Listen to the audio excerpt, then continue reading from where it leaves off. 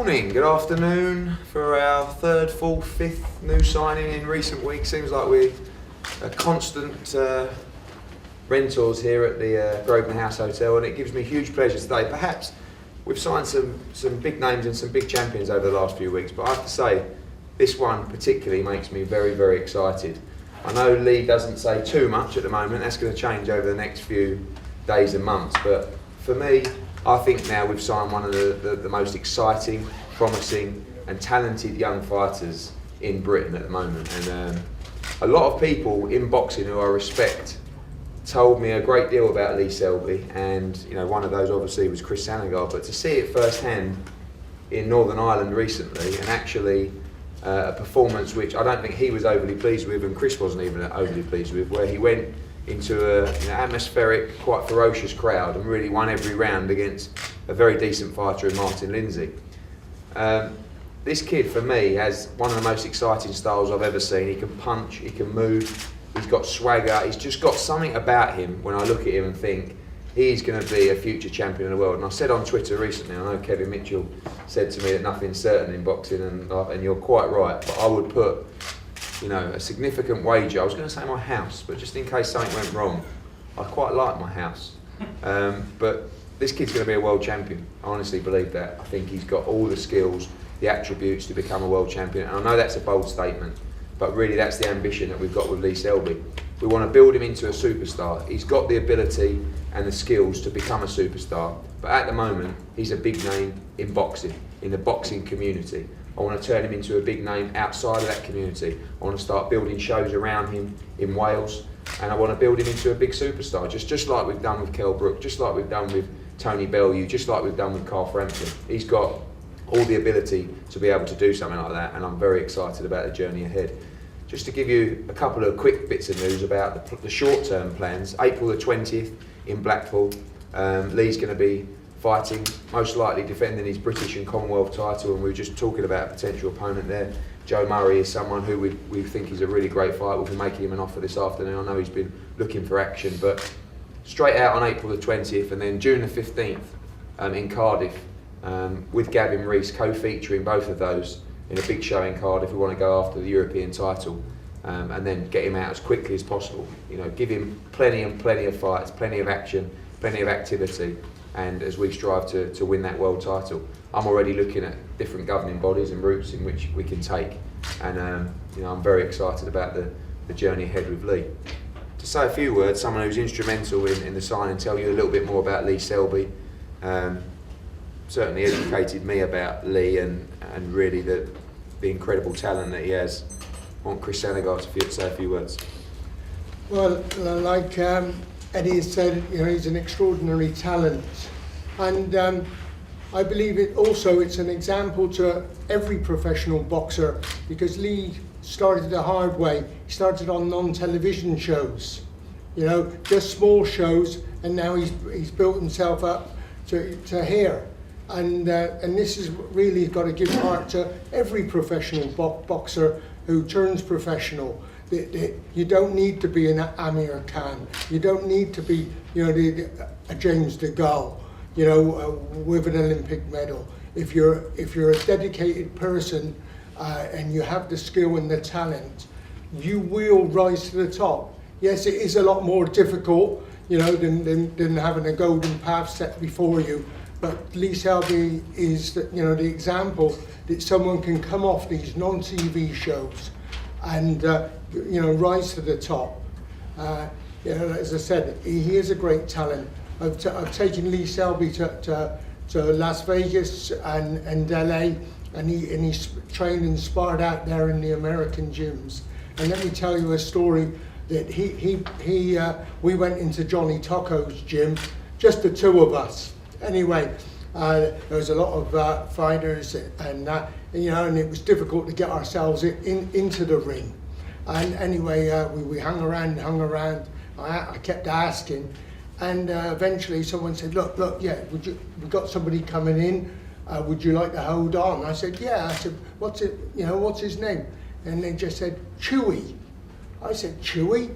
And they said, yeah, you know. I said, "Oh, okay." You know, and we just had to take things. So I was thinking, I wonder who is it? I tried to, you know, I couldn't find it. But his name was Jesus Duterres. I think he was like something like 5 or 6-0. And I thought, oh, yeah, that'd be okay.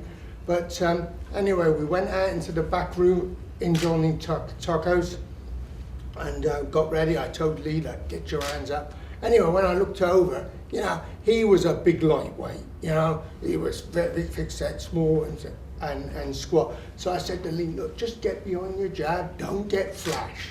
Just get behind your jab and just work. Anyway, just prior to them starting, they were all gloved up. I heard a couple of these Mexicans and that and say, I hope there's an ambulance outside. Yeah, and you know, I looked and I just said, listen, go out there and show them what we can do. And you know, Lee went out there and they first of all they was meant to do four rounds. Anyway, the thing, and Lee was boxing his head off. The other guy kept trying, throwing these big bombs, and theirs went on. And then they sort of, after 3 rounds, and they said, you can do 6, can't you? I said, yeah, no problem, we'll do 6. And he just carried on boxing his head off. And afterwards, you know, he got the whole respect of the gym. And you know, and there's lots and lots of stories I can tell you about Lee Selby like that. You know, that was Johnny Tacos, and on lots of occasions when he's been in Mayweather, the whole gym stopped when he sparred, and they're banging the canvas like that when he's in there, and they call it the doghouse. And likewise the same, exactly the same. He sparred a couple of guys, and then Mayweather's tried to bring somebody in to bump him off again, and you know, but Lee.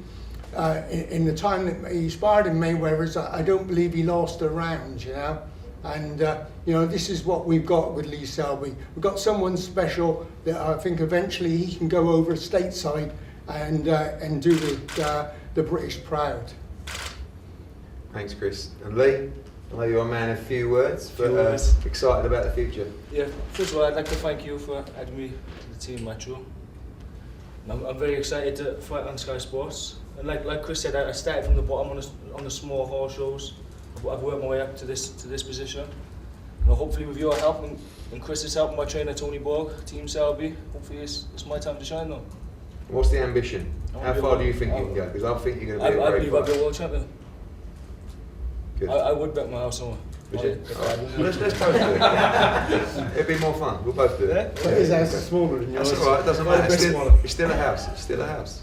Well, you seem to lack no confidence in the ring, and the Belfast fight, you know, you probably got maybe a little overconfident perhaps, but that is the way you box, yeah? Yeah, I'm confident. You can put me in with Vitaly Klitschko, I'm confident I'll beat him. That's just my attitude to Right. fight. Yeah. And you're not going to change the style of boxing, you're going to be as flashy as you. Tighten up on my defence, but sometimes I get a bit complacent, I get caught with stupid shots I don't have to, but I'm going to tighten up my defence. Have you been tagged properly yet?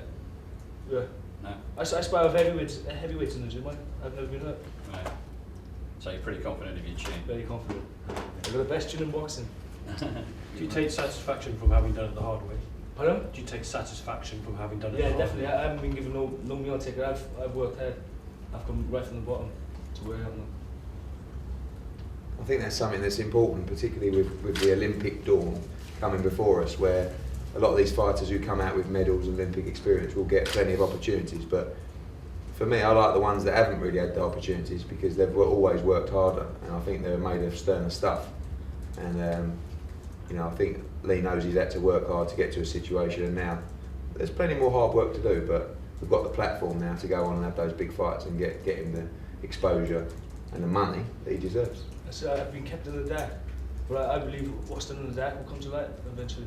And I think it's my time to shine now. You never thought about going, like Andrew stayed amateur, never thought about going that route, going for the medals? No, I was more interested in the money. Right. Yeah.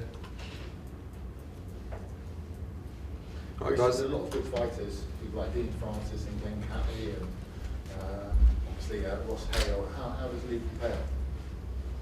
Yeah, Lee compares, you know, with all of them. Lots of times I try to think back with Dean Francis, because I think Dean Francis fought with 6 world champions, you know, on his way up. And I try and look back at the records and think, trying to remember how good Dean, because often, lots of times I talk about Dean Francis to Lee, and he always says, well, who do you think was better? Who do you think was better?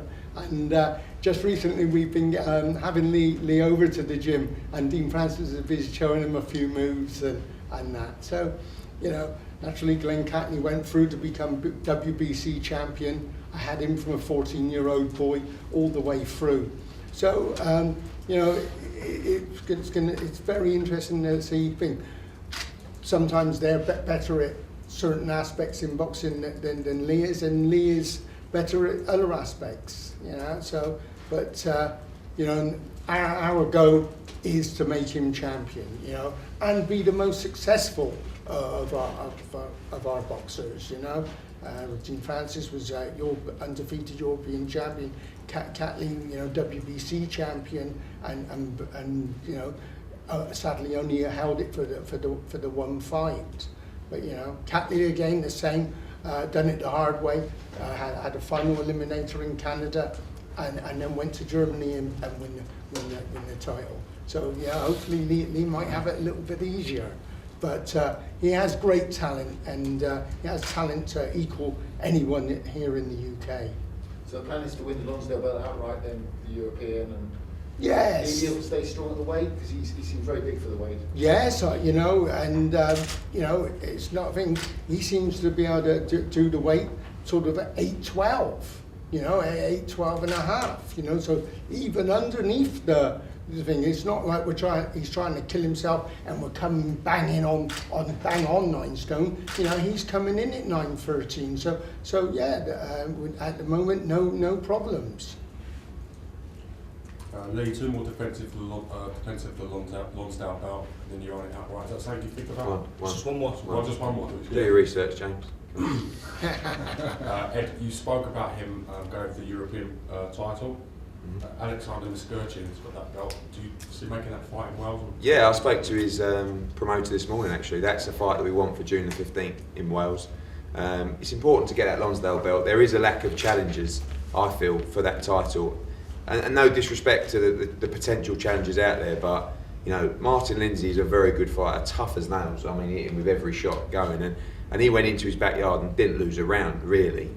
So, and Martin Lindsay's really levels above most other featherweights in the UK, so it's difficult to find an opponent that's going to give him a fight on the April the 20th. He's also Commonwealth champion, so that's an option to defend that title, but it would be nice to be able to get that Lonsdale belt outright. And I think with Lee, you probably might see more of a traditional route. I know that we've gone down IBF routes or WBC routes with final eliminators and stuff like that, but I think this European title fight is a fight that can be made, I think, hopefully for June the 15th. We can go down that route, get a solid ranking with all the governing bodies, and then, you know, another big fight in September as well, and then kick on. You know, I want to build him in Wales, but obviously we've got the ability with a lot of big shows with Froch and other world title fights coming to UK where he can be a big part of those shows as well. But I do want to build him in his hometown effectively, or, you know, I know he's not from Cardiff, but I think that's important. He needs that solid base. But I think Lee Selby is going to be someone that appeals to the whole of the boxing fan base, not just people in Wales. He's got that style that not many have got, where people will love to watch him. And I think they're going to be very, very excited. And when you've got that ability and that kind of style, you don't always have to focus just on Wales. But I think it's important that we showcase him on the 20th, then go back home for a big show on June the 15th. And then who knows in September. I think, like Chris says, it won't be long before he's outboxing in America, because he's that good, and I think he's the kind of person that would be more than comfortable to go over and challenge for the world title in America.